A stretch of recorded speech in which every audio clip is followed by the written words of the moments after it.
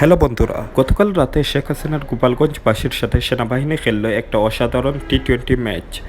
মনে হচ্ছে টস জিতে ব্যাটিং করছে সেনাবাহিনী, আর ওপেনিংয়ে ক্রিস গেইলের সাথে বুম বুম আফ্রিদি।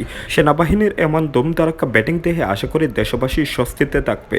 সেনাবাহিনীর এরকম দমদারাক্কা টি-20 ম্যাচের ব্যাটিং দেখে আপনি যদি খুশি হন বা মুগ্ধ হন, আশা করি ভিডিওতে একটা লাইক দেবেন, সাথে চ্যানেলটাতে সাবস্ক্রাইব করে রাখবেন। আর পুরো ভিডিও দেখে ভিডিওতে একটা আপনার মূল্যবান কমেন্ট দিয়ে যাবেন।